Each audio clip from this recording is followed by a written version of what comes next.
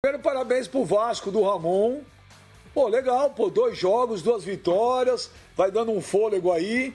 E ontem eu vou dizer um negócio pra você, ô Pascoalzito, não tem nem o que questionar. A vitória do Vasco ontem, merecida, justa. E o time do São Paulo, que a gente já cantava a bola aqui, depois daquela eliminação pelo Mirassol, é um time, Pascoal, que desânimo. Que pobreza de futebol, que falta de tudo, hein, Pascoal? E a torcida tá num veneno, mas num veneno e com razão. Mas a torcida tem razão, né? O time voltou a jogar depois da paralisação, né? Quando retomou o futebol, o São Paulo parece que perdeu o rumo. Não tem nada, rigorosamente nada, daquele time que jogou a primeira parte do Campeonato Paulista antes da paralisação para a pandemia. Nada, rigorosamente nada.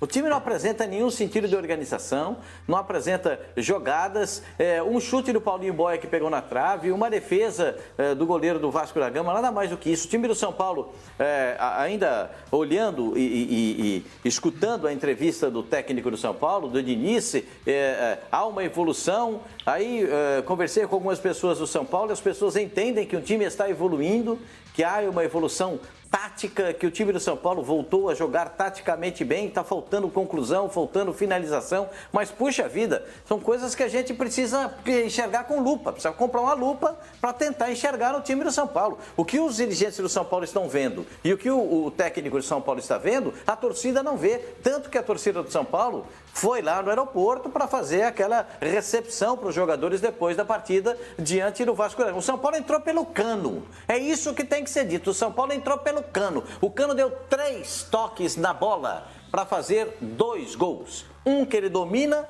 e bate pro gol, e o outro que chega, ele só empurra para dentro do gol. 3 toques na bola bastaram pro Cano entubar o time do São Paulo. Uma vergonha o que o São Paulo produz, é uma vergonha.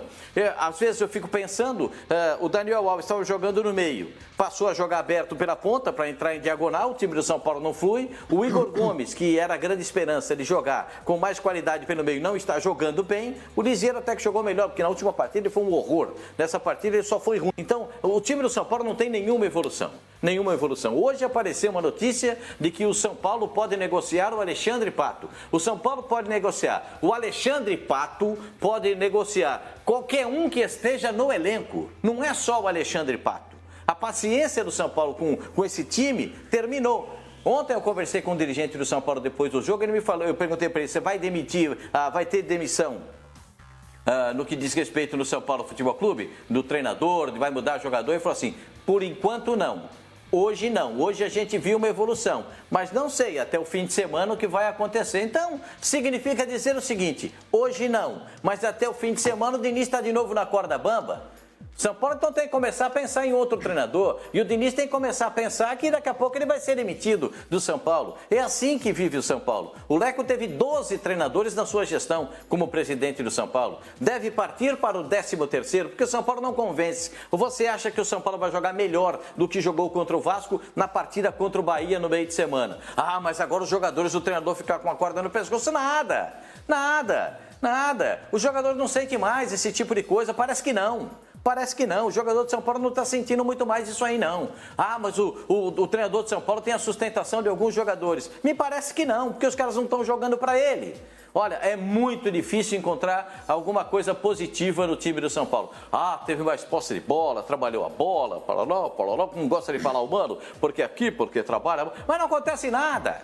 Não acontece nada, é o time do Belo Antônio, vai aqui, não acontece nada. O time do São Paulo não acontece nada, desculpa, não é só o time do São Paulo não. O time do Palmeiras, o time do Corinthians, esses aí também jogam e não acontece nada. Eu estou tirando o Santos da lista porque o Santos ganhou ontem. O Santos tem 2 jogadores extra classe, né? O Marinho está jogando bolão e o Soteldo joga um bolão. Então esses caras fazem a diferença no time do Santos. Nos outros, quem faz diferença? Ninguém. Ninguém, no Corinthians ninguém, no Palmeiras ninguém, no São Paulo ninguém. Não tem diferença.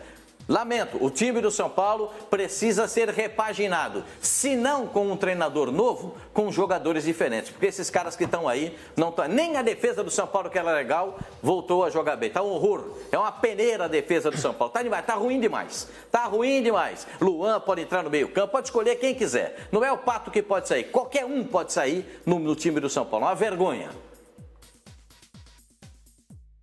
Olha, hoje tinha uma notícia aí que o Alexandre Pato está indo para o Atlético Mineiro, né? Mas olha, eu consultei uma pessoa do Galo hoje cedo que falou para mim que isso é zero a possibilidade. O jogador que o Atlético Mineiro contratou e que estava faltando alguma coisinha lá, outra, só para acertar hoje, que já está em BH, é o Sacha dos Santos, que o Atlético contratou. A pessoa falou para mim, falta uma coisinha ou outra lá, mas já está tudo certo. Mas que o Alexandre Pato é zero. E tinha a informação também, o Sormani, que os conselheiros do São Paulo estariam pressionando a diretoria para mandar embora o Daniel Alves, que acabou de chegar. Mas o Daniel Alves tem contrato de mais 3 anos com o São Paulo, amigo. São Paulo tem 3 anos, foi esse ano, né? São Paulo tem mais 3 anos de contrato com ele. Ano passado. Então não é tão simples assim. Ô, Sormani, mas o time do São Paulo, olha, Sormani, não é também nenhuma novidade, cara. Há anos que eu vejo de São Paulo assim, hein? É um ou outro ali que teve um lampejo.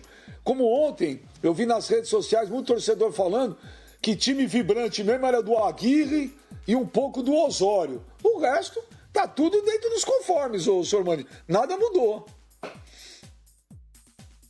Não, nada mudou, concordo com você. Eu quero deixar claro minha posição aqui, mais uma vez, respeitando a opinião do Pascoal e de todos, evidentemente. Eu nunca vi o São Paulo jogar um futebol bom esse ano. Nunca. Esse negócio de que, antes da pandemia jogava bem, eu nunca vi isso. Nunca vi isso. Nunca vi isso. Então, para mim, segue o mesmo roteiro. Nada foi mudado, a história é a mesma. Futebol pobre desde o começo do ano. Futebol ruim. Aquilo que você falou de um time, o Pascoal também falou, um time apático, um time sem alma, sem vibração e com jogadores que comprometem, né? O Reinaldo é brincadeira, gente. Ele teve um momento bom, mas o Reinaldo o verdadeiro é esse Reinaldo que nós estamos vendo.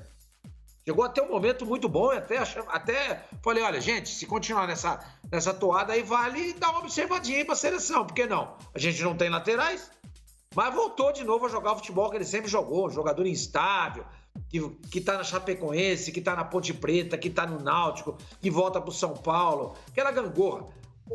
O jeito que ele bateu na bola, que resultou no escanteio, e dali sai o gol do Vasco, é uma coisa vergonhosa, um jogador de futebol profissional chutar uma bola daquele jeito. Ele foi dar um estourão pra frente, mandou a bola pra trás e saiu escanteio. Aí no pênalti ele bate e erra. Aí voltou, ele teve uma colher de chá. Olha lá, ele errou. Aí ele teve uma colher de chá e ele fez o gol. E é metido a valente, cria tumulto com a arbitragem o tempo inteiro, chuta jogador adversário. Ele confunde essas coisas com garra. Não é isso, Reinaldo. Você tem que parar, refletir e lembrar do futebol que você jogava anteriormente, no ano passado, quando você jogou super bem e a gente destacou aqui. O que aconteceu? Aquele é o ponto fora da curva? Espero que não. Mas não, um jogador de futebol profissional não pode, não sei se nós mostramos o lance aí, não pode dar um chute daquele que sai o escanteio e resulta no gol do Vasco. Não tem cabimento. São Paulo, para mim, não me surpreende, gente. Não me surpreende. É um time mal dirigido, é um time dirigido dentro e fora de campo, dentro de campo pelo Fernando Diniz, fora de campo por uma diretoria extremamente incompetente, impressionante a falta de capacidade do Leco para administrar o São Paulo. Olha, eu vou falar uma coisa para vocês, vou até usar uma frase do Mano aqui. O time não é tão ruim assim, não é tão ruim, ele é mal treinado. Se você pegar um treinador capaz, um treinador que tenha um pouquinho só de noção do que é o futebol de hoje, ele melhora esse time. Um time espaçado, um time que há buracos generosos ali para o adversário explorar. Olha, vou dizer uma coisa para vocês, viu? Segue o roteiro. Segue o roteiro, o São Paulo desse jeito, se não acontecer nada. A melhor coisa que o São Paulo podia fazer nesse momento era contratar o Mano Menezes. O Mano é técnico. Ele é técnico. Acho que ele poderia dar um jeito nesse time do São Paulo. Volto a dizer, o elenco não é tão ruim assim. Há bons jogadores. E em relação ao Daniel Alves, os caras estão desesperados. Porque ele é o maior salário do futebol brasileiro, não entrega o que ganha e ainda tem mais 3 anos de contrato. Os caras, escuta, desse jeito nós vamos uma falência. Agora, quem fez esse contrato?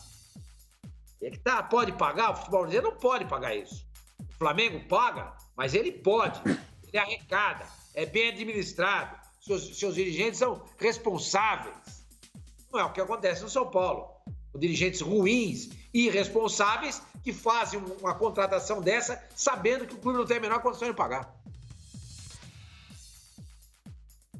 Ô, meu pequeno menino, além de tudo isso, isso que o senhor Mário falou do Mano Menezes, eu também penso. Eu já teria trazido o Mano há muito tempo, não só lá no São Paulo.